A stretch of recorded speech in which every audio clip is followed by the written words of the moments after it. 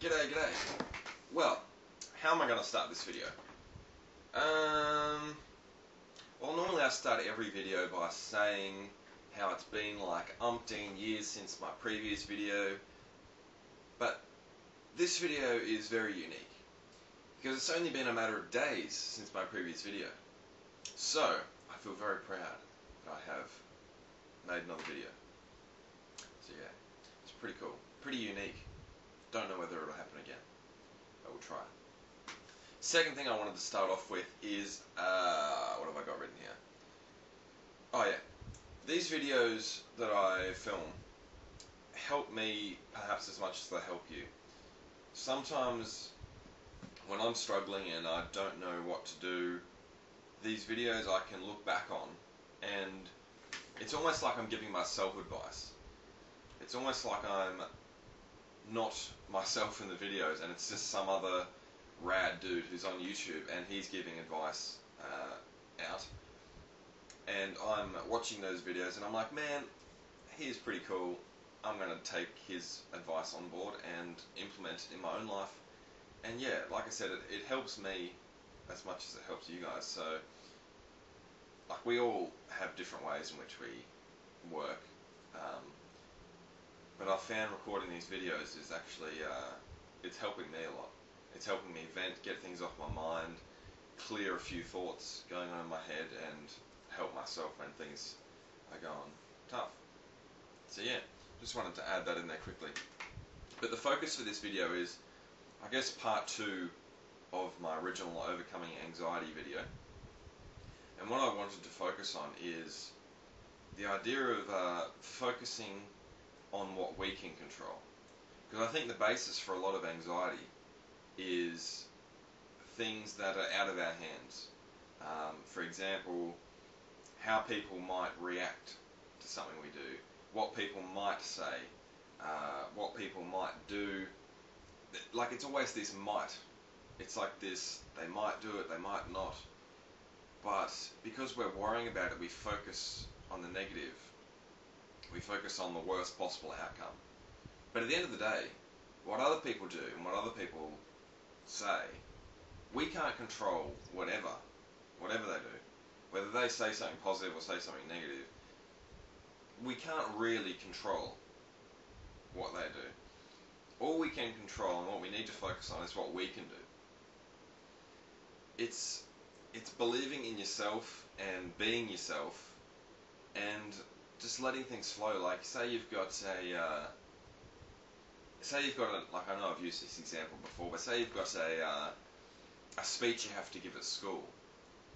Say, you can, like, I mean, even in high school for me, it was the source of much anxiety, particularly speeches I wasn't comfortable with. Like, the only thing that I was ever comfortable with was persuasive orals.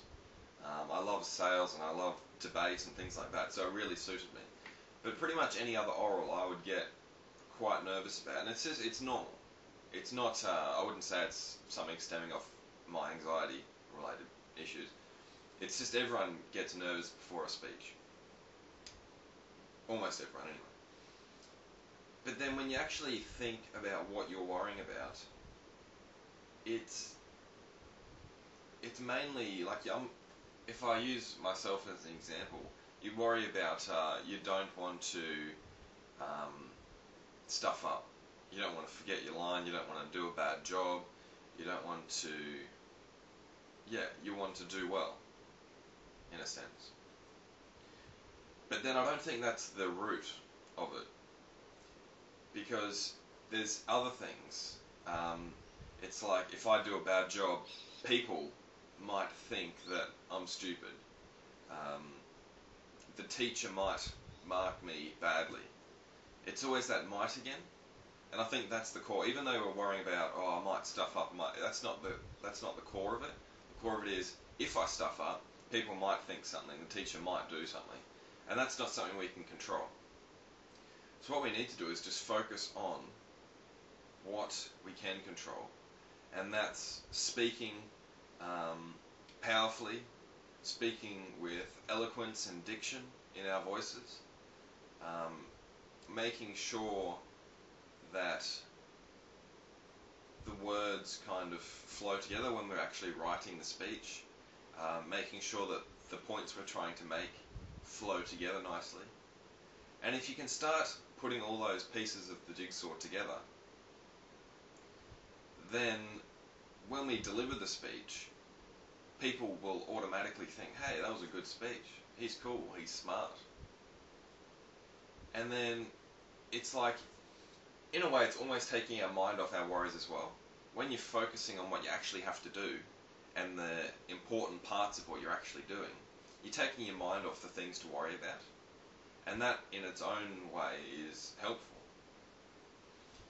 So I'll probably just leave it at that for now. But I just think it's so important because everything we worry about, or the common trend that I've found anyway, is that we're worrying about things that we can't control. So I guess to end the video, I just want to say the next time you're anxious about something, or you're worried about something, just stop and think for a moment. What am I actually worrying about? Am I worrying about how someone might react to what I'm doing?